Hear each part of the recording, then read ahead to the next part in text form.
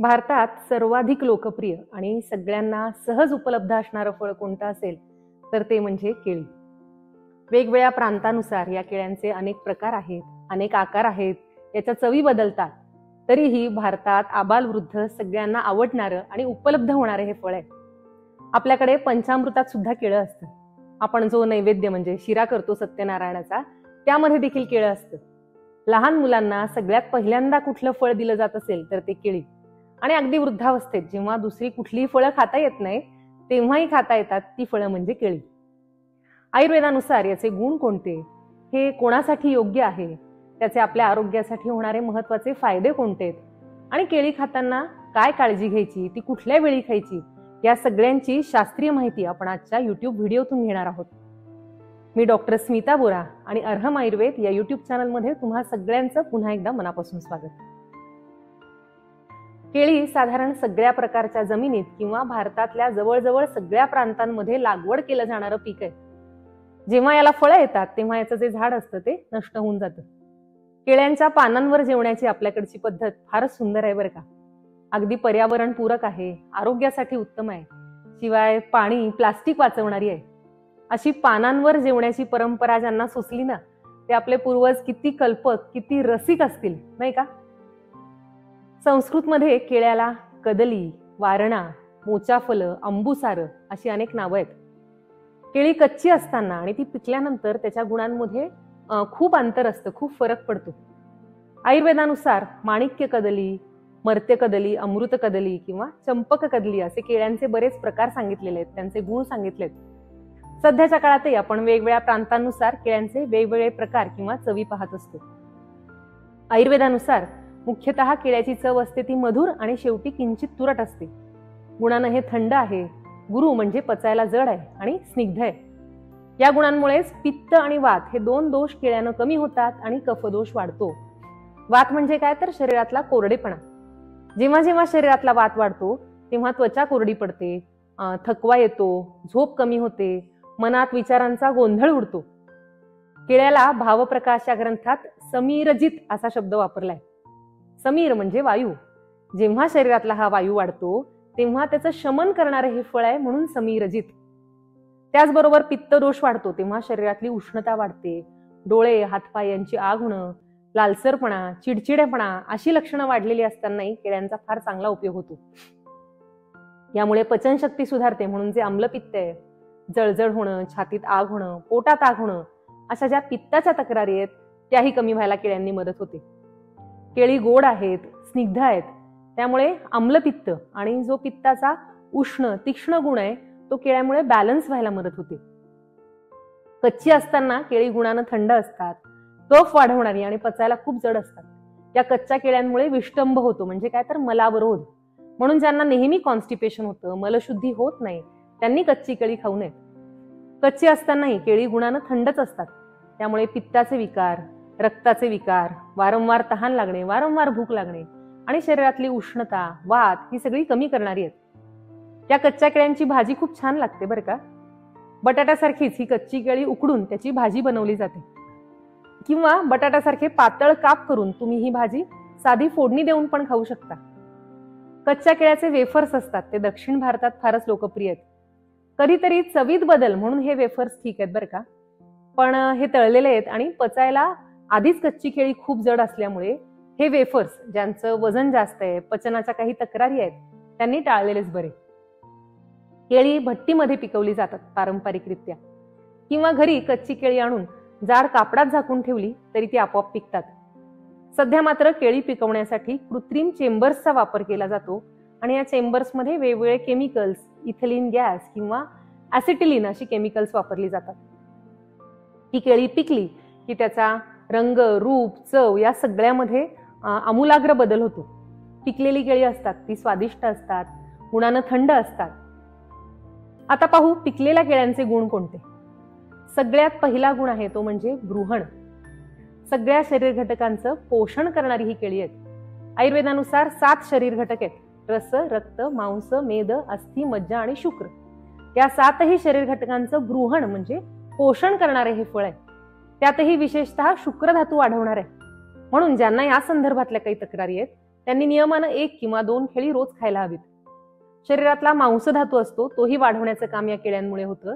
म्हणून जे ॲथलेट्स आहेत, खेळाडू आहेत, नियमानं जिममध्ये भरपूर व्यायाम करणारे लोक आहेत किंवा ज्यांना खूप श्रमाचं काम आहे, शेतकरी आहेत, अशा सगळ्यांसाठी हे अतिशय पौष्टिक फळ आहे.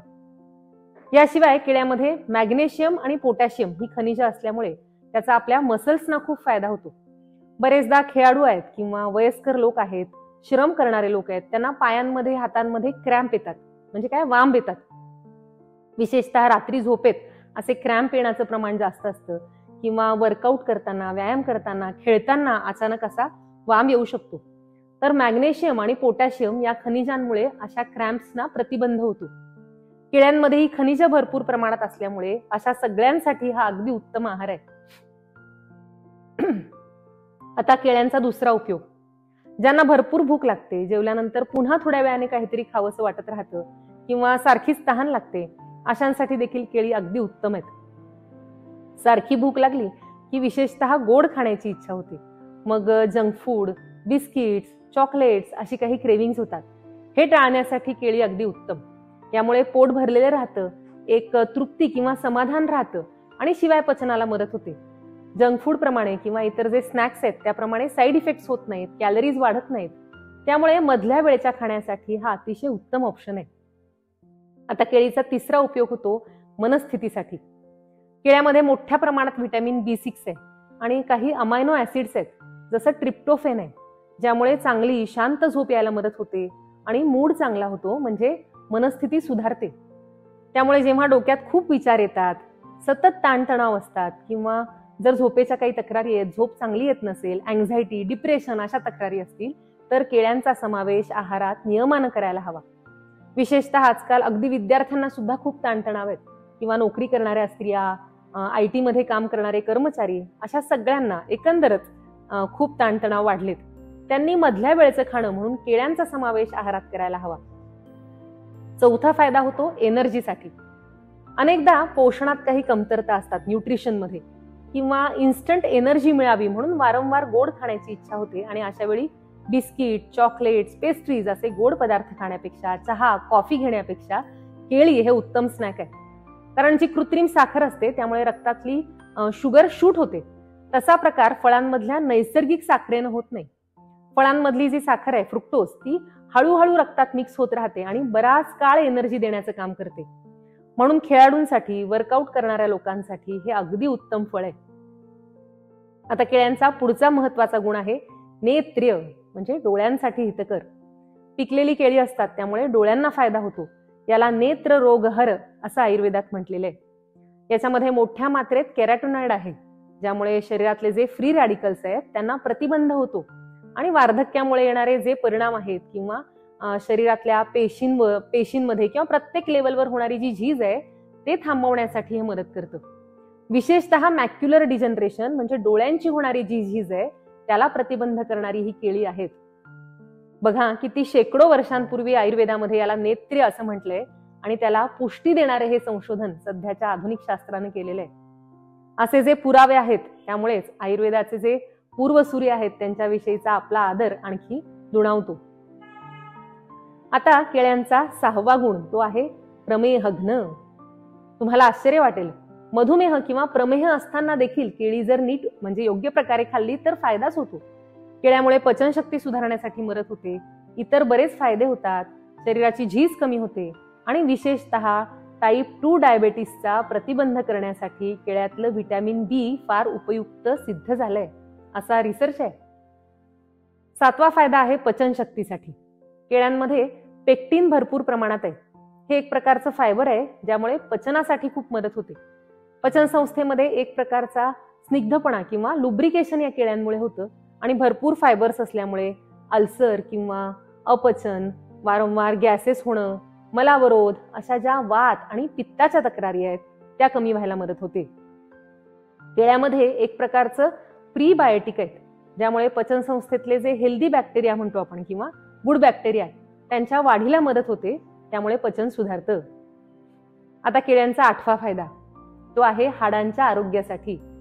केळ्यामधली जी खनिजे आहेत ना, मॅग्नेशियम, पोटॅशियम, यामुळे ऑस्टिओपोरोसिस म्हणजे हाडांचा ठिसूळपणा कमी व्हायला मदत होते. स्निग्ध आहेत ही केळी गुणानं आणि वातनाशक आहेत. जेव्हा शरीरातला वात वाढतो तेव्हा हाडांची झीज होते. केळी वाताचं संतुलन करतात आणि हाडांची ताकद वाढवतात. केळ्यांमध्ये मोठ्या प्रमाणात मँगनीज आहे. हे असं पोषक तत्व आहे ज्यामुळे संधिवात, सांध्यांची काही तक्रारी, सांध्यांची दुखणी किंवा हाडांचा ठिसूळपणा कमी व्हायला मदत होते. आता याचा 9वा उपयोग तो आहे पाळीच्या तक्रारींमध्ये. अनेक स्त्रियांना किंवा मुलींनाही पिरियड येण्याच्या पूर्वी काही दिवस मनस्थिती बदलते, खूप चिडचिड व्हायला लागते, उदास वाटणं, थकवा येणं, हातपाय दुखणं अशा वेगवेगळ्या तक्रारी व्हायला लागतात. याला म्हणतात PMS म्हणजे प्री मेन्स्ट्रुअल सिंड्रोम, पाळीच्या आधी होणाऱ्या तक्रारी. आधुनिक संशोधनानुसार केळ्यांमधलं जे ट्रिप्टोफेन आहे त्यामुळे मूड चांगला व्हायला मदत होते आणि या ज्या सगळ्या तक्रारी आहेत पाळीच्या पूर्वी होणाऱ्या त्या कमी व्हायला मदत होते. जिथे जिथे पेन आहे म्हणजे शूल आहे तिथे शरीरातला वात किंवा पित्त वाढलेलं असतं. पाळीच्या वेळेस खूप पोट, पाय किंवा कंबर दुखणं, पोटात कळा येणं अशा तक्रारींमध्ये केळी जर नियमित खाल्ली तर फायदा होतो. आता याचा पुढचा 10वा उपयोग तो आहे धूम्रपान सोडण्यासाठी मदत करणारं. बऱ्याच संशोधनांमध्ये असं सिद्ध झालंय की ज्यांना धूम्रपान म्हणजे स्मोकिंगची सवय सोडायची आहे त्यांना केळी खाण्याने फायदा होतो. का बरं?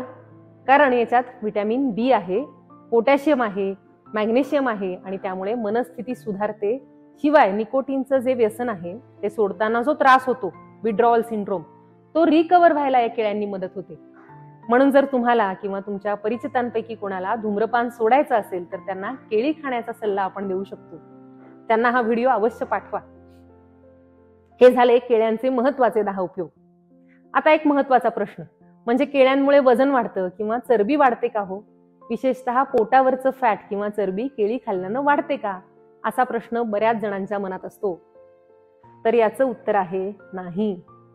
जर 1 किंवा 2 केळी अशी योग्य प्रमाणात तुमची भूक, तुमची प्रकृती, तुमची जीवनशैली याचा विचार करून तुम्ही खाल्ली तर त्यामुळे वजन वाढत नाही. उलट शरीराला एनर्जी मिळते, थकवा नाहीसा होतो आणि इतर आपण आता जे पाहिले ते सगळे महत्वाचे फायदे मिळतात. केळ्यात मोठ्या प्रमाणात फायबर्स आणि पोटॅशियम असल्यामुळे पचन सुधारतं आणि खरं तर वजन कमी करायला किंवा वजन संतुलित ठेवायला मदत होते. यामुळे मसल्स वाढतात म्हणजे मांसधातू वाढतो, पण मेद म्हणजे चरबी किंवा फॅट्स वाढत नाहीत. त्यामुळे तुमचं वजन जास्त असलं तरीही तुम्ही केळी नियमानं खाऊ शकता. आता पुढचा प्रश्न म्हणजे केळी खाण्याची नेमकी योग्य वेळ कोणती? तर अनेक जण सकाळी उपाशी पोटी केळी खाण्याचा सल्ला देत असतात. मात्र आयुर्वेदानुसार सकाळी 6 ते सकाळी 10 हा 4 तास कफदोषाचा काळ आहे. लहान मुलं किंवा ज्यांना वारंवार कफविकार होतात, ज्यांची पचनशक्तीच मंद आहे, भूकच लागत नाही, वजन जास्त आहे, अशा व्यक्तींनी या काळात कफवर्धक असे पदार्थ खाऊ नयेत. म्हणून सकाळच्या वेळी केळी टाळलेली बरी. विशेषतः हिवाळ्यात आणि पावसाळ्यात जेव्हा थंड हवा आहे, दमट हवा आहे अशा वेळी सकाळी उपाशी पोटी केळी खाऊ नयेत. आता जे खेळाडू आहेत, भरपूर व्यायाम करतात, त्यांनी व्यायाम करण्यापूर्वी किंवा खेळायला जाण्यापूर्वी 1 किंवा 2 केळी खाल्ली तर एनर्जी टिकून राहते. इतरांनी 2 जेवणाच्या मधल्या वेळेत केळी खायला हरकत नाही, मधल्या वेळेचं स्नॅक म्हणून. आपल्या पचनशक्तीनुसार 1 किंवा 2 केळ्यांचा समावेश तुम्ही रोजच्या आहारात अगदी अवश्य करू शकता. शाळा कॉलेजमधल्या विद्यार्थ्यांना 1 वेळेच्या डब्यामध्ये तुम्ही अगदी आवर्जून केळी द्यायला हवीत. पण ही पचायला जड आहेत आणि गुणांना थंड आहेत आणि या केळ्यांमुळे कफदोष वाढतो. म्हणून ज्यांना वारंवार कफविकार होतात जसं सर्दी, खोकला, दमा किंवा शरीरात जडपणा आहे, सारखी सुस्ती येते, खूप भूकच लागत नाही, अशांनी मात्र केळी कमी प्रमाणात खावी. केळी अनेकांना आवडतात आणि शिकरण किंवा दूध केळं हे एक प्रचलित कॉम्बिनेशन आहे आपल्याकडे. पण आयुर्वेदानुसार कोणतंही फळ दुधाबरोबर एकत्र करून खाऊ नये. शिवाय दूध आणि केळी दोन्ही कफवर्धक आहेत, जड आहेत, म्हणून ही एकत्र करू नयेत असं आयुर्वेद म्हणतो. म्हणून केळ्याचा मिल्कशेक, स्मूदी किंवा शिकरण हे प्रकार टाळावे. तर असं हे अगदी इकॉनॉमिक, स्वस्त, सहज उपलब्ध होणारं, सर्वांना परवडणारं आणि आवडणारं फळ आहे. अगदी चॉकलेट, बिस्किट इतक्या किमतीत येणारं हे फळ कोणीही रोजच्या आहारात सहजपणे समाविष्ट करू शकतो. मग मंडळी, आवडली ना आजची माहिती? आपल्या परिचितांना, कुटुंबियांना ही माहिती नक्की पाठवा आणि या लोकप्रिय फळाचा आस्वाद घेऊन आपलं आरोग्य आणखी उत्तम बनवा.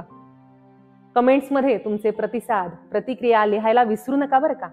आणि या चॅनलवर नवीन असाल तर चॅनल सबस्क्राईब करायला देखील विसरू नका. भेटूया पुढच्या व्हिडिओतून. शुभम भवतु. धन्यवाद.